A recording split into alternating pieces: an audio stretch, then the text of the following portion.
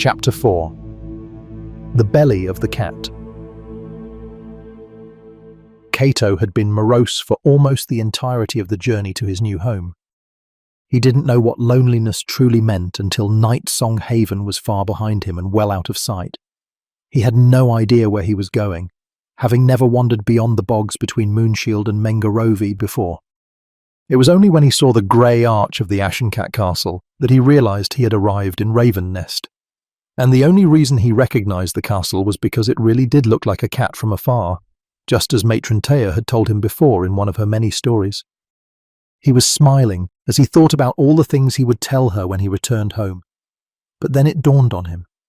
Again.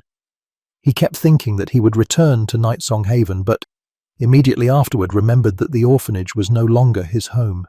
He would probably never see Matron Taya again. The realization stomped his smile back into a flat line.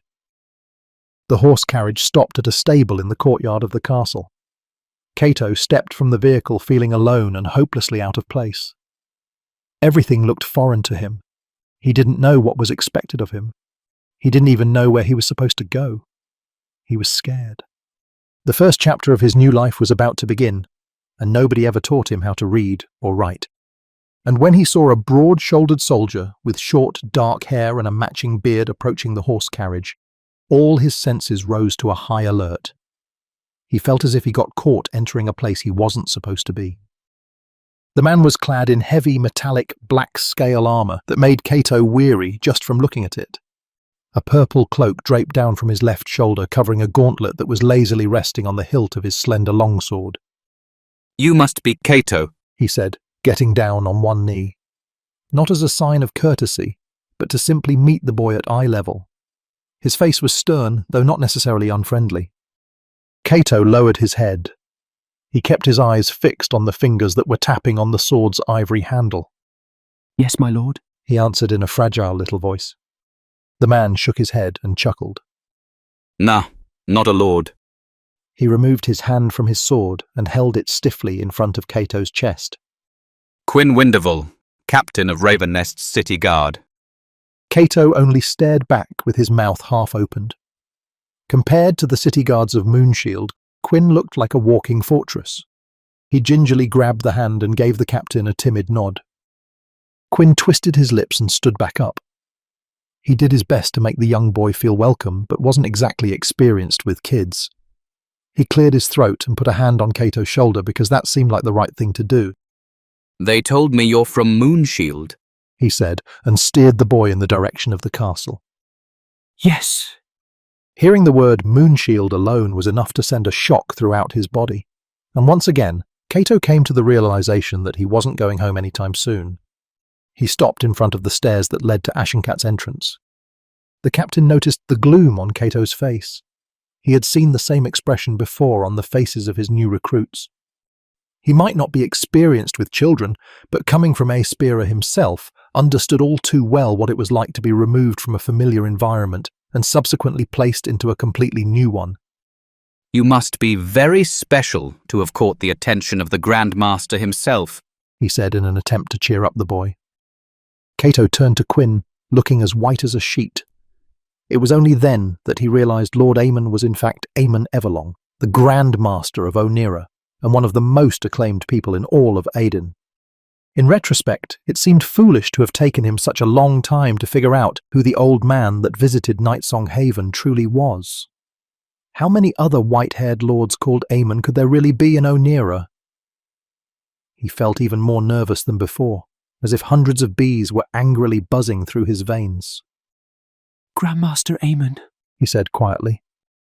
"Aye, that's right."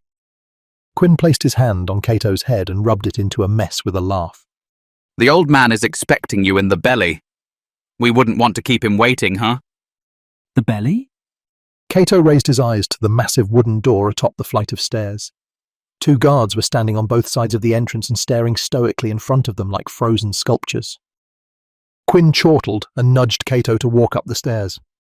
"Ah, forgive me. A force of habit, I guess.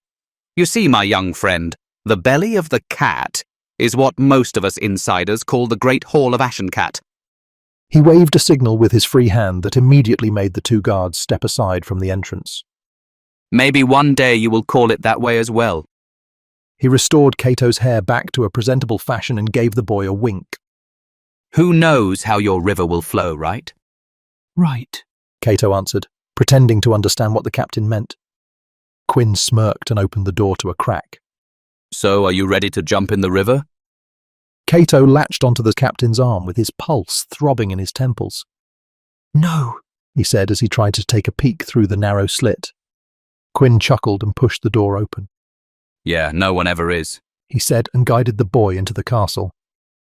Cato's jaw instantly dropped to his chest. He couldn't believe what he was seeing. The Great Hall of Ashencat was huge, by far the biggest room he had ever been in. The entirety of Nightsong Haven must have been able to fit in twice, perhaps even more. He never expected a place that was called the Belly of the Cat to be so beautiful.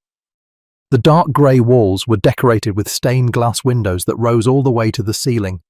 They were soaking up the sunlight from outside and casting a vibrant mesh of colours into the great hall.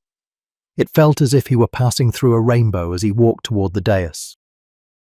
The entire floor was a mosaic of tiny tiles that formed some of the most intricate patterns. A three-legged spiral, consisting of only black and white tiles, took up most of the space at the centre of the hall. To some, it was a symbol that stood for the past, present and future. To others, it represented the harmonious balance between body, mind and aura. But to Cato, it didn't mean a single thing yet. All he knew was that it was the emblem of Onira. An enormous chandelier made from silver and thousands of crystals hung from the ceiling right above the spiral. Cato gawked at it in awe as the gemstones sparkled brightly in the sunlight that was projected from the windows. The chandelier must have been bigger than the entire outhouse back home. He felt sorry for the people who had to clean it. At the end of the great hall, covering pretty much the entire back wall, was a purple banner with a black raven on it. He had seen the symbol and colours all over the city, and only now deduced it to be the insignia of the Everlong clan.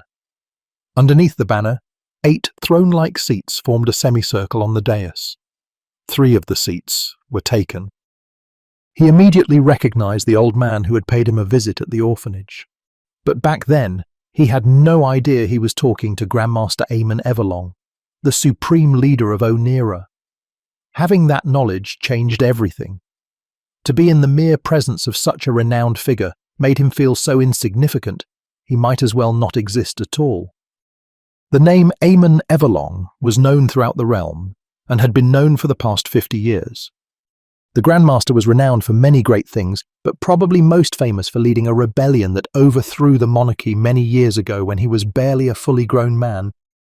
All members from the royal family were exiled from the realm, and together with the leaders from the famed Bloodthorn, Galaworth and Seraphine clans, he reformed the kingdom of Onira to the federal republic it was known for to this day. He was called the White Raven for his signature hair colour, the Kingmaker for his political influence that helped shape the realm, and the Divine Sage for his infinite wisdom. Cato froze completely stiff when the Grandmaster greeted him with a warm smile.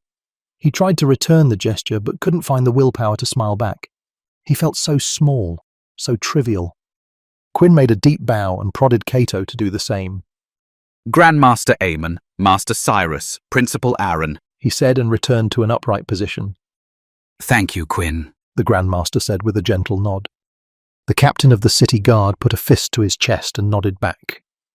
He hoisted Cato to an upright position and patted the boy on the head a few times before he turned around and headed toward the entrance. Cato followed the captain to the beginning of the great hall, but only with his eyes. He was told to stay and once again felt terribly alone when the door slammed shut with a bang. Is this the one? The man to the right of Aemon asked with a raised eyebrow. He had ash-blonde hair that dropped down to one side of his neck. His eyes were blue, just like the Grandmaster's. He looked pensive and solemn, but not unkind. The man rubbed a finger over the stubbles on his chin and sucked his teeth, as if evaluating the quality of a craft work. There is no mistake, the man on the other side of the Grandmaster answered. He had salt and pepper hair, though definitely more salt than pepper. His eyes were closed, and had been closed from the moment Cato stepped into the great hall, but he leaned forward as if to take a better look at the boy. He nodded in confirmation. The signature of his aura definitely matches. I wouldn't dare question your sight, Master Cyrus. The man with the ash-blonde hair said without sounding apologetic. He just looks different from what I imagined. The man named Cyrus turned to the side with his eyes still closed and smiled. Maybe you're just not very imaginative, Aaron. Do you still remember who I am, young Cato? The Grandmaster rose from his seat and motioned the boy closer to the dais. Cato gulped. His saliva felt like a landslide tumbling down his throat. He gingerly shuffled forward, anxiously wringing his hands. His eyes went back and forth between the three men on the dais before he answered with a careful nod. Aemon smiled. Good, he said. I am very happy to see you again. Do you understand why you are here? Cato shook his head. He didn't understand anything at all. You have caught our attention because of something that happened to you about a week before I visited Nightsong Haven. Do you know what I am talking about? Cato's eyes widened in shock. It was supposed to be his most hidden secret. Cold sweat immediately started forming on his face. He was breathing heavily but couldn't feel the oxygen filling his lungs. He began, but struggled to make it past the first word. His eyes were shaking and his vision was pulsating to the thunderous pounding of his heart. I never meant to hurt him. The hall turned silent as he dropped down on his knees. He did all he could to resist crying, but wasn't able to prevent the tears from flooding his cheeks. I never meant to kill him, he said quietly, and dropped his head on the mosaic tiles of the floor. He wished he could disappear from that moment and simply be erased from existence. All he yearned for was to feel the warmth of Matron Tea's hug again. Aemon stood up from his seat and knelt down in front of Cato. I know the manifestation of one's blessing can be terrifying, especially if it's born out of anger and hatred. You have witnessed firsthand how dangerous your powers can be without proper control over it. He placed his hand on Cato's head and took a deep breath with his eyes closed. You have a very special gift, my boy. Such gifts must be nurtured and guided with great care. Cato slowly raised his head and meekly let the old man wipe the tears from his cheeks. He didn't understand what happened, but suddenly felt oddly at peace. Aemon smiled and helped Cato to his feet. He kept his arm around the boy's shoulder and turned his head to the dais. Do you see that grumpy man over there? The one in blue? Cato nodded, but immediately lowered his eyes to the floor when said grumpy man stared back at him unamused. That is my son, Aaron. He is the principal of an institute called Ethelwomb. Have you ever heard of it? Cato didn't give the Grandmaster an answer.